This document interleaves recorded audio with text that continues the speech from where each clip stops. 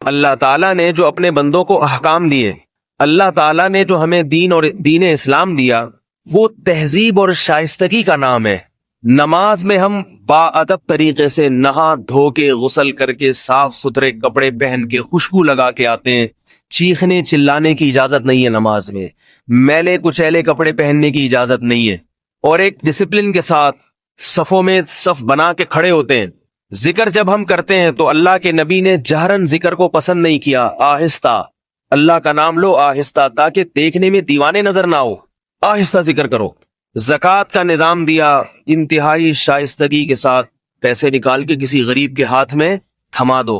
لیکن دنیا میں جب بھی کوئی کسی سے محبت کا دعویٰ کرتا ہے تو کبھی کبھی اس پہ دیوانے پن کے اثرات بھی ظاہر ہوتے ہیں، کبھی کبھی جنون اور دیوانگی بھی اس پہ سوار ہوتی ہے۔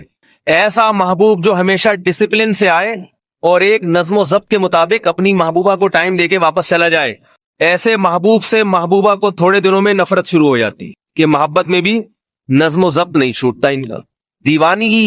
دیوانگی جو ہے، دیوانہ ہو جانا محبت میں، یہ بھی محبت کی ایک علامت ہوتی ہے۔ اللہ تعالیٰ نے نماز دی، نظم و ضبط ظاہر ہوتا ہے نماز سے، ضبط کرنے کا حکم ہے۔ زکوٰۃ، روزہ، یہ سارے وہ احکام ہیں جس سے دیوانہ پن ظاہر نہیں ہوتا۔ حج ایک اللہ نے ایسی عبادت دی جو شروع سے لے کر آخر تک دیوانگی اور مجنون اور جنون کا نام ہے۔ میں سارے کام ایسے ہوتے ہیں کہ جیسے کوئی شخص اپنے محبوب کی محبت میں دیوانہ ہو گیا ہو، شروع سے لے کے آخر تک۔ حج کی ابتدا ہوتی ہے احرام باندھ کے، تلبیہ پڑھ کے، لبیک اللہم لبیک لا شریک لک لبیک ان الحمد والنعمت لک والملک لا شریک لک۔ رسول اللہ صلی اللہ علیہ وسلم نے ارشاد فرمایا کہ جبریل علیہ السلام میرے پاس آئے اور مجھے حکم دیا کہ میں خود بھی اور میرے ساتھی جو میرے ساتھ حج کریں گے، عمرہ کریں گے، ان کو بھی حکم دوں کہ جب میں لبیک اللہم لبیک کہوں تو اپنی آواز کو اونچا کروں، آہستہ آواز سے نہ پڑھوں۔ چیخنا، چلانا، آوازیں اونچی کرنا، یہ دیوانوں کا کام ہے یا نہیں ہے؟ ایک موقع پر صحابہ کرام زور سے اللہ اکبر پڑھ رہے تھے۔ آپ صلی اللہ علیہ وسلم نے منع فرمایا اپنی آواز کو پست کرو، اس لیے کہ تم جس ذات کو سنا رہے ہو وہ معاذ اللہ بہرا نہیں ہے، وہ سنتا ہے، آہستہ سے بھی سن لے گا۔ بھائی سوال پیدا ہوتا ہے، جب وہ آہستہ سے بھی سن لے گا تو لبیک اللہم لبیک بھی تو آہستہ سے پڑھا جائے تو وہ سن لینا چاہیے اس کو۔ مجھے پھر وہی محسوس ہو رہا ہے جو میں نے آپ کو تھوڑی دیر پہلے بتایا تھا۔ بات آ رہی ہے بھائی سمجھ میں؟ لبیک اللہم لبیک بھی تو اللہ آہستہ سے بھی سن لیتے ہیں نا۔ زور سے پڑھنے کا حکم کیوں ہے؟ دیوانگی کے اظہار کے لیے، دیوانگی کے اظہار کے لیے، محبت کا اظہار برسر عام کیا جا رہا ہے۔ لبیک اے اللہ، میں بار بار حاضر ہوں تیرے گھر کی زیارت کے لیے۔ میں اپنے گھر سے نکلا، آج میں نے احرام کی پابندیوں میں آ گیا۔ احرام ایسے ہے جیسے تکبیر تحریمہ کہہ کے انسان نماز کی پابندیوں میں آ جاتا ہے، ایسے ہی حج کی تکبیر تحریمہ تلبیہ ہے، لبیک کہہ دیا میقات سے پہلے، اور اللہ نے بتا دیا کہ میرا جو گھر ہے وہ تو بیت اللہ کی چار دیواری ہے، لیکن چوکھٹ کے بھی آداب ہوتے ہیں۔ آپ صدر مملکت سے اسلام آباد ملنے کے لیے ان کے گھر پہ جائیں، گھر جانے سے پہلے ہی بہت کچھ شروع ہو جائے گا۔ اسلام آباد کے بارڈر پہ ہی چیکنگ شروع ہو جائے گی، یہ ممنوع چیزیں نکال کے باہر رکھیں۔ اس کے بعد پھر آپ پہ خوف کے آثار طاری ہوتے چلے جائیں گے، بھئی اسمبلی ہاؤس قریب آ رہا ہے۔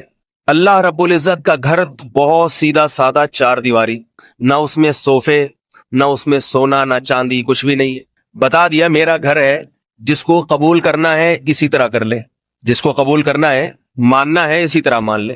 عبادت گاہ تو ایسی ہونی چاہیے نا، سونے کی بنی ہوئی ہونی چاہیے، اس میں خوب ہیرے جواہرات کے کام ہونے چاہیے خوب۔ اللہ کا گھر تو، ہمارے گھر جب 1000 گز کے ہوتے ہیں تو اللہ کا گھر تو کم از کم 4000 گز کا ہونا چاہیے تھا۔ کیا خیال ہے بھائی؟ اللہ نے اپنا گھر کیسا بنایا؟ بمشکل کتنے گز کا ہے بھائی؟ بیت اللہ کتنے میٹر ہے؟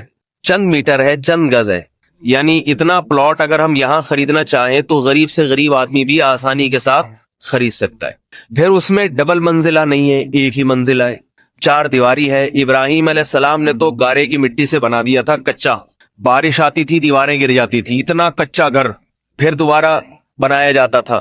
اب سعودی حکومت نے اس میں کوئی ذرا سونے وونے کے دروازے لگا دیے، ورنہ بہت سادہ گھر تھا۔ تو اللہ نے بتا دیا کہ یہ میرا گھر ہے، اس کے آداب بہت سخت ہیں۔ اسلام آباد میں کسی وزیر اعظم یا صدر کے ہاؤس میں آپ جانا چاہیں تو اس کے آداب اتنے سخت نہیں ہیں، یہاں کے آداب بہت زیادہ سخت ہیں. تو میقات اللہ کی چوکھٹ ہے، چوکھٹ، اللہ کا ایریا شروع ہو گیا وہاں سے، خالق کائنات کا علاقہ شروع ہو گیا. دنیا میں کوئی مقام، کوئی جگہ اتنی مقدس اور اتنی قیمتی نہیں ہے جتنا اللہ کا گھر اور اس کی چوکھٹ. اس لیے اس کے آداب بہت سخت ہیں. یہ مسئلہ خوب سمجھ لیجئے کہ جو شخص بھی مکہ جانے کا ارادہ کرتا ہے کسی بھی نیت سے، چاہے تجارت کے لیے جا رہا ہو، چاہے اپنے کسی رشتہ دار سے ملنے کے لیے جا رہا ہو، شریعت کا حکم ہے کہ وہ میقات کو احرام کے بغیر کراس نہیں کر سکتا. اسے پہلے میقات سے پہلے لبیک پڑھ کے احرام باندھنا پڑے گا، اس کے بعد بیت اللہ کا طواف اور عمرہ کرنا پڑے گا، اس کے بعد اپنے کسی رشتہ دار سے جا کے مل سکتا ہے، کوئی خرید و فروخت کا کام کر سکتا ہے. آج یہ بھی ایک بدعت دیکھنے میں آ رہی ہے سعودی عرب میں، لوگ مکہ آتے جاتے ہیں بغیر احرام کے. اللہ کا گھر ہے، وہ کوئی تجارت کی جگہ نہیں ہے، تجارت اس میں دوسرے درجے میں ہے. پہلے کیا ہے؟ وہ اللہ کا گھر ہے. احرام کی پابندیوں کے بغیر آپ میقات کو کراس نہیں کر سکتے. اللہ کی چوکھٹ ہے، اس کے آداب ہیں. مکہ اس روئے زمین پر سب سے مقدس شہر ہے، جس کو رسول اللہ صلی اللہ علیہ وسلم نے بلد اللہ کہا، اللہ کا شہر. تو اللہ تعالی حاجی سے سب سے پہلے زور سے تلبیہ کہلواتے ہیں، لبیک اللہم لبیک. بہت سے لوگ جو یہاں بہت چیختے چلاتے ہیں، اونچی آواز سے بات کرتے ہیں، وہاں جا کے ان کی آواز منحنی اور باریک سی ہو جاتی ہے. انہیں زور سے لبیک کہتے ہوئے شرم آتی ہے، لوگ کیا کہیں گے. تو بھائی ایسے موقع پہ لوگوں کی پرواہ نہ کیا کرو. اللہ کو ایسے موقع پہ دیوانہ پن پسند ہے. حج نام ہے دیوانگی کا. زور سے تلبیہ پڑھا کرو، اس کا معنی اور مفہوم سوچ کے. لبیک اللہم لبیک، اے اللہ میں بار بار حاضر ہوں، بار بار حاضر ہوں. لا شریک لک، تیرے ساتھ کسی کو شریک نہیں کرتا. آج تک کبھی یہ نہیں کہا یا رسول اللہ مدد، یا غوث آدم مدد، یا فلاں مدد. نہ نہ نہ، ہمیشہ تجھی سے مانگا، اور کسی مزار پہ نہیں کیا میں کبھی منتیں ماننے کے لیے. جو حاجی مشرک ہوتا ہے نا، وہ حج بھی کرتا ہے اور فلاں پاپا کے مزار پہ بھی جاتا ہے. تو اللہ کو ایسا آدمی پسند نہیں ہے کہ تو ادھر ہی کلفٹن میں چلا جایا کر، تو غازی بابا کے مزار پہ جایا کر، یہاں نہ آیا کر. تو جب حاجی یہ کہتا ہے لا شریک لک، اے اللہ میں تیرے ساتھ کسی کو شریک نہیں کرتا، کیا مطلب؟ تیرے گھر جیسا تقدس میرے دل میں کسی اور جگہ کا نہیں ہے. صرف یہاں آتا ہوں زیارت کے لیے، یہاں آتا ہوں طواف کے لیے، اور کسی جگہ نہیں جاتا طواف کے لیے. تو حاجی یہ اقرار کرنے کے بعد اس پر پابندیاں شروع ہو جاتی ہیں. رسول اللہ صلی اللہ علیہ وسلم نے ارشاد فرمایا، مکہ یہ اللہ کا شہر ہے، یہاں کسی نفس کو قتل کرنے کی اجازت نہیں، یہاں کسی درخت کو اکھاڑنے کی اجازت نہیں ہے. آپ کسی کے گھر چلے جائیں اور اس کے گھر جا کے چیزوں کی سیٹنگ دائیں بائیں کرنا شروع کر دیں، اسے غصہ آئے گا کہ نہیں آئے گا؟ آپ گئے کسی کے گھر، دراز کھول کے دیکھ رہے ہیں کہ جیسے آج کل بعض لوگ کرتے ہیں، میزبان جیسے ہی اندر گیا نا، دراز کھول کے دیکھا اندر کیا پڑا ہوا ہے. میں تو بھگتتا رہتا ہوں نا، ہر قسم کے آدمی آتا ہے ہمارے ہاں. تو میزبان کو یہ چیز برداشت ہوتی ہے؟ میزبان چاہتا ہے بھائی آپ آئیں، بیٹھک میں بیٹھیں، اچھے بچوں کی طرح چائے پئیں اور نکل جائیں. تو اللہ کا جو شہر ہے اس کی عظمت کیا ہے؟ کسی درخت کو اکھاڑنے کی اجازت نہیں. اور آج تو بیت اللہ کی حدود میں، حدود حرم میں لوگوں کے گھر مکانات بن گئے ہیں. امام ابو حنیفہ رحمہ اللہ تعالیٰ کا مذہب اور بہت سے فقہا کا مذہب یہ ہے کہ حدود حرم میں کوئی اپنی ذاتی ملکیت کی کوئی چیز نہیں بنا سکتا.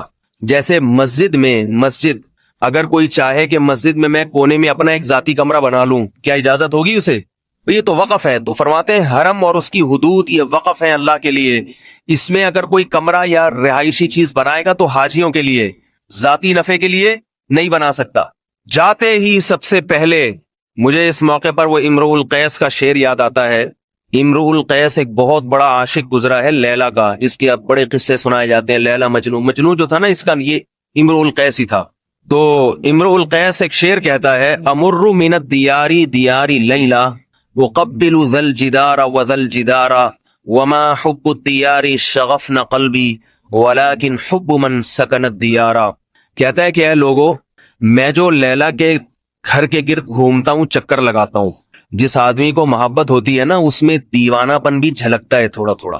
ایسی محبت کہ وہ محبت آپ کی آنکھوں سے آنسو نہ نکالے اور آپ کو دیوانہ نہ بنائے، ایسی خشک محبت کسی کو پسند نہیں ہوتی. بعض عورتیں شکایت کرتی ہیں کہ ہمارے میاں اتنے نیک اتنے شریف ہیں کہ آج تک کبھی جذبات سے مغلوب ہو کے یہ نہیں کہا کہ ہمیں آپ سے محبت ہے. ایک یہ کہتے ہوئے بھی شرم آتی ہے. البتہ خرچے پورے کرتے ہیں, وقت پہ ساری چیزیں لا کے دے دیتے ہیں, سارے حقوق ساری ذمہ داریاں, مگر یہ کہ ان کی میں ایسا نہیں کبھی خوش ہو کے کوئی گفٹ دے دیں, جذبات میں آ کے کہہ دیں آپ سے محبت ہے. ان کو یہ کہتے ہوئے شرم آتی ہے. تو یاد رکھو, جیسے دنیا میں جب کوئی کسی سے محبت کرتا ہے تو وہ چاہتا ہے میرے محبوب میں کچھ جذبات بھی ہونے چاہیے, کچھ تھوڑی سی جذباتیت بھی جھلکنی چاہیے.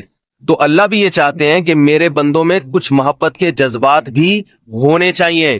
تو امرؤ القیس جو شاعر ہے نا, وہ کیا کہتا ہے, امر من الدیاری دیاری لیلا, لوگوں میں لیلا کے در و دیوار کے قریب سے گھومتا ہوں, گشت کرتا ہوں. وقبل ذل جدارا وذل جدارا, کبھی اس دیوار کو چومتا ہوں کبھی اس دیوار کو چومتا ہوں. اب لوگوں کو تو سوال اشکال ہوگا نا, جن کے دل میں محبت نہیں ہے لیلا سے, ان کو تو اشکال ہوگا کہ اس کا دماغ خراب ہے, سارا دن گلی کے چکر لگاتا رہتا ہے اور سارا دن کبھی اس دیوار کو چوم رہا ہے کبھی اس دیوار کو چوم رہا ہے. اب جس کے دل میں لیلا سے محبت نہیں ہوگی, بتاؤ اس کو اشکال ہوگا کہ نہیں ہوگا؟ لوگ پوچھیں گے بھائی تیرا دماغ خراب ہے, کیا چاہیے تجھے؟ وہ جواب میں کہ لیلا چاہیے. تو کہ لیلا چاہنے کے لیے دیوار کو کیوں چوم رہا ہے, ادھر کیوں کھڑا ہے ادھر کیوں کھڑا ہے؟ ہمارا دور ہوتا تو ہم کہتے بھائی مس کال دے کے بلا لو, ایس ایم ایس کر لو, واٹس ایپ پہ بات کر لو, ادھر ادھر گشت کرنے کی ضرورت کیا ہے؟ اور اگر کوئی ذریعہ نہیں ہے تو جاؤ گھر جا کے آرام کرو. لیلا نے تو اپنا دیدار کرانا نہیں ہے, تو اپنا ٹائم ضائع کر رہا ہے, دھوپ میں پسینہ بہا رہا ہے, کیا فائدہ اس کا؟ تو شاعر یہی جواب دے رہا ہے, ان اشکالات کا جواب دے رہا ہے کہ لوگوں تمہیں لیلا سے محبت نہیں, تمہیں محبت کا پتہ نہیں ہے کہ محبت کیا کچھ کراتی ہے انسان سے. جس کو نہیں ہے اس کی سمجھ میں نہیں آئے گا, جس کو ہے وہ سارے یہ کام بغیر سمجھے کرنا شروع کر دے گا جو میں کر رہا ہوں. کہہ رہے امر من الدیاری دیاری لیلا, میں لیلا کے در و دیوار کے قریب سے گھومتا ہوں. وقبل ذل جدارا وذل جدارا, کبھی اس دیوار کو چومتا ہوں کبھی اس دیوار کو چومتا ہوں. وما حب الدیاری شغفن قلبی, لوگوں اتنا احمق اور اتنا بیوقوف نہیں ہوں کہ دیواروں سے محبت ہو گئی ہے, مجھے عشق ہو گیا ہے. دیوار سے, مٹی اور گارے سے کبھی کسی انسان کو محبت نہیں ہوتی. ولیکن حب من سکن الدیارا, اصل بات یہ ہے کہ ان دیواروں کے پیچھے میرا محبوب رہتا ہے, اس محبوب سے محبت نے مجھے ان دیواروں کو بھی میری نظر میں محبوب بنا دیا ہے. کیونکہ ان دیواروں کی نسبت کس طرف ہے؟ اس محبوب کی طرف ہے. انسان کو جس سے محبت ہوتی ہے اس کی ہر چیز اور ہر ادا سے محبت ہونے لگتی ہے, اور اگر نہیں ہے محبت اس کا مطلب اسے اس انسان سے ہی محبت نہیں ہے. ساری زندگی جو یہاں 5 نمازیں پڑھتا رہا, اللہ کے گھر میں سجدہ کرتا رہا, رمضان کے روزے رکھتا رہا, اسے جب یہ علم ہوتا ہے کہ میرے رب نے مجھے اپنے گھر کی زیارت کے لیے بلایا اور وسائل دے دیے, بلاتے تو اللہ سب کو ہیں, کسی کو آنے کی طاقت دیتے ہیں کسی کو نہیں دیتے, تو وسائل دے دی اللہ تعالیٰ نے, تو اسے بیت اللہ کے طواف میں وہ مزہ آتا ہے جو امرؤ القیس کو لیلا کے در و دیوار کے گرد چکر لگانے میں مزہ آ رہا تھا. اس سے بھی زیادہ مزہ آتا ہے. بیت اللہ کا طواف یہ دیوانگی کا ایک اظہار ہے, محبوب کے در و دیوار کے گرد گھومنا, چکر لگانا. اور عجیب بات ہے, علماء نے بیان کیا ہے کہ جب آپ مسجد میں آئیں, حدیث میں آتا ہے کہیں بھی مسجد میں جائیں تو تحیت الوضو, تحیت المسجد پڑھے, پہلے 2 رکعت ہے نا. لیکن جب آپ مسجد حرام میں جائیں گے تو تحیت المسجد نہیں ہے, مسجد حرام میں تحیت المسجد نہیں ہے, کیونکہ مسجد حرام کی سب سے بڑی عبادت بیت اللہ کا طواف, یہی تحیت المسجد ہے. سب سے پہلا کام مسجد حرام میں داخل ہونے کے بعد کیا کرنا ہے؟ بیت اللہ کا طواف, بیت اللہ کا طواف کرنا ہے. سب سے محبوب عبادت. اس طواف کے بغیر نہ حج قبول ہوگا نہ عمرہ قبول ہوگا. اور طواف کے بعد سعی ہے. حضرت حاجرہ رضی اللہ تعالی عنہا نے اللہ کے لیے قربانی دی تو اللہ تعالی حاجی کو چکر لگواتے ہیں وہاں پہ. یہ بھی دیوانگی ہے, کیونکہ حضرت حاجرہ اللہ کی محبت میں دیوانی ہو گئی تھی.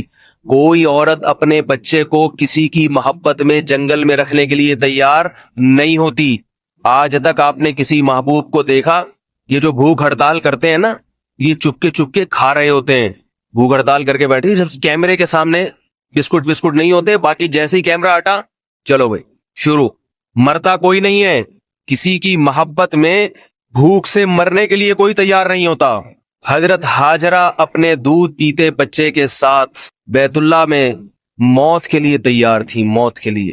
حضرت ابراہیم علیہ الصلاۃ والسلام نے کیا فرمایا؟ جب چھوڑ کر جا رہے تھے تو حضرت ہاجرہ نے پوچھا، صحیح بخاری کی حدیث ہے، بار بار پوچھ رہی ہیں آپ ایسا کیوں کر رہے ہیں؟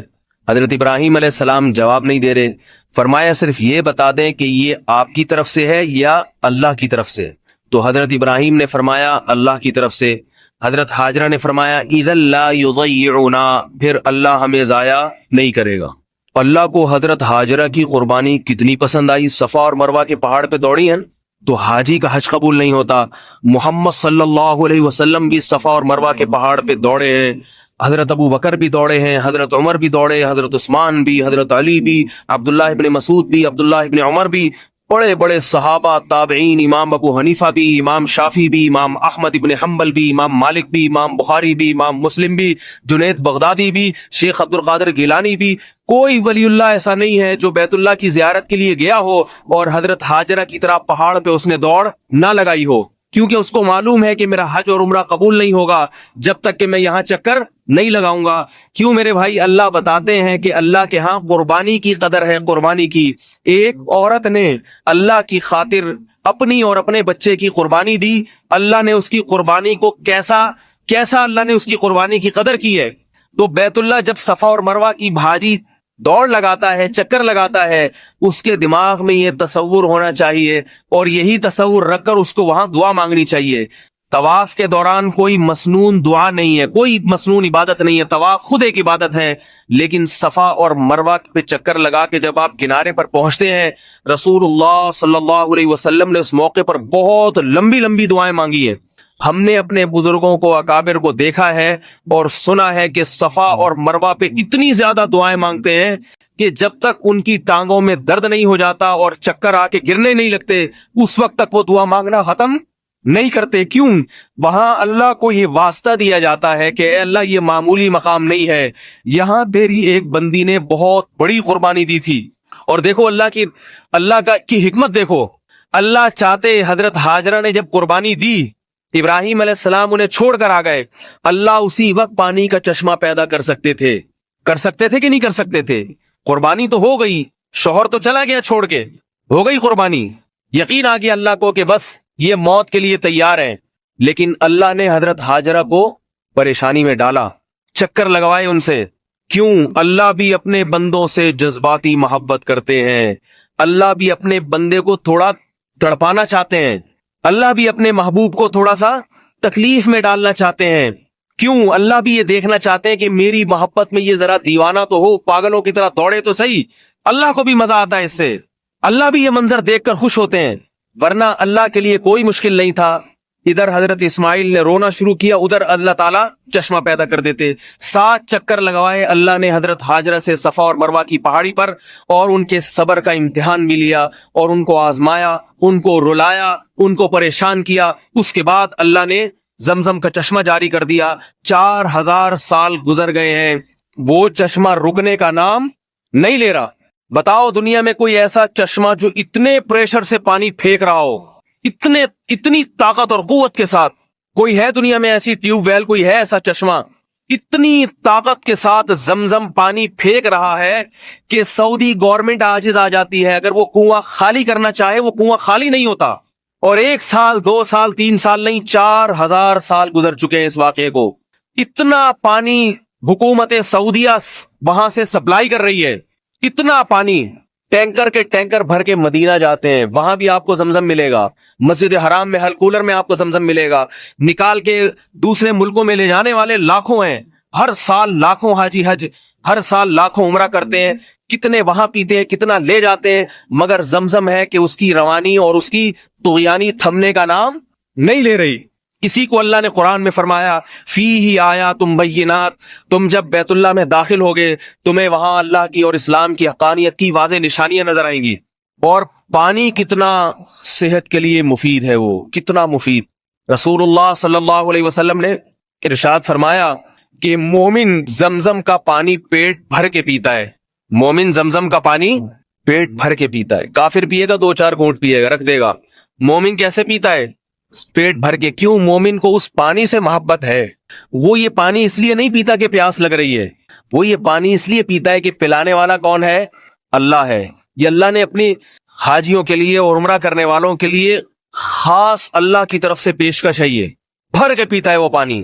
دوسری قربانی جو اللہ نے وہاں لی وہ حضرت ابراہیم علیہ السلام سے اپنے بیٹے کی قربانی مینا میں۔ اس قربانی کا انداز بھی بہت نرالا، اللہ حاجیوں کو وہ یاد بھی تازہ کرواتے ہیں۔ ہم تو یہاں بقرعید میں صرف ایک جانور ذبح کر کے یاد تازہ کر لیتے ہیں نا، لیکن حاجیوں کے لیے جو اللہ نے رکھا ہے پورا حساب کتاب۔ ابراہیم علیہ السلام یہاں سے چلے تھے اپنے بچے کو لے کر، یہاں شیطان نمودار ہوا اور حضرت ابراہیم کو اس نے بہکایا۔ کیا بہکایا؟ بیٹے کو، خوبصورت بیٹے کو جس کی اللہ نے بشارت دی تھی، اس کو قتل کرنے جا رہے ہو۔ پھانسی گھاٹ کی طرف جب کسی مجرم کو لے جایا جاتا ہے تو ذرا اس کا منظر کسی سے پوچھا کریں، کیا حالت ہوتی ہے؟ موت کے منہ میں جانا آسان نہیں، اور موت کے لیے اپنی اولاد کو لے جانا اس سے بھی زیادہ مشکل۔ حضرت ابراہیم علیہ السلام کے علم میں یہ بات قطعاً نہیں تھی کہ اللہ اس بیٹے کو ذبح ہونے سے بچا لیں گے۔ بچے کو انگلی پکڑ کے لے جا رہے ہیں۔ فلما بلغ معہ السعی، قرآن کہتا ہے جب بچہ انگلی پکڑ کے باپ کے ساتھ چلنے کے قابل ہوا، اس وقت ابراہیم علیہ السلام کو خواب آیا اسے ذبح کر دو۔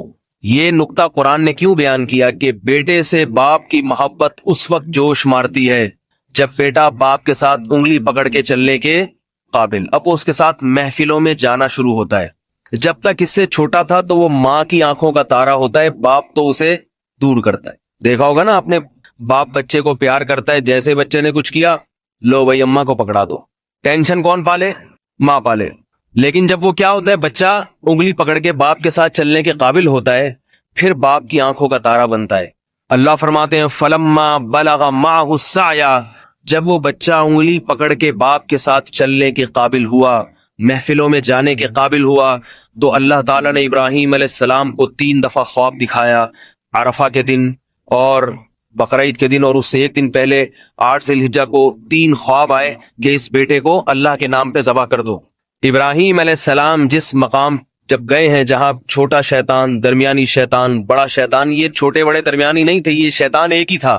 لوگ سمجھتے ہیں یہ ذرا کم کوالٹی والا شیطان ہے، یہ تھوڑا سا مہنگا والا ہے، یہ زیادہ بہکاتا ہوگا، یہ تھوڑا سا جاپان سے منگوایا ہوگا یہ والا شیطان، یہ زیادہ خطرناک ہے۔ یہاں 2 غلط فہمیاں ہیں، ان کا ازالہ کر دینا چاہیے۔ ایک تو یہ کہ چھوٹا بڑا شیطان صرف ایک علامت کے طور پہ، کیونکہ وہ تینوں ایک ہی جیسے ہیں تو خلط ملط نہ ہو جائے، یہ اس لیے بیان کیا جاتا ہے۔ دوسری بات یہ کہ وہاں شیطان عملی طور پر موجود نہیں ہے، وہ پتھر ہے جو تبدیل ہوتا رہتا ہے، وہ ایک نشانی ہے پتھر کی، یہاں تھا شیطان تاکہ رمی کرنے میں آسانی ہو۔ لوگ اس پتھر ہی کو شیطان سمجھنا شروع کر دیتے، سمجھ رہے ہیں بات کو؟ لوگ کیا کرتے ہیں، لوگ سمجھتے ہیں کہ یہ پتھر جو ہے نا یہی شیطان ہے، وہ شیطان نہیں ہے پتھر، بلکہ وہاں شیطان نمودار ہوا تھا حضرت ابراہیم علیہ الصلوۃ والسلام کو بہکانے کے لیے۔ حضرت ابراہیم نے شیطان کو کنکریاں ماری، کنکریاں، دوبارہ نمودار ہوا، دوبارہ کنکری ماری، تیسری دفعہ نمودار ہوا، تیسری دفعہ کنکری ماری، اور مینا میں اپنے بیٹے کو لے جا کے لٹا دیا۔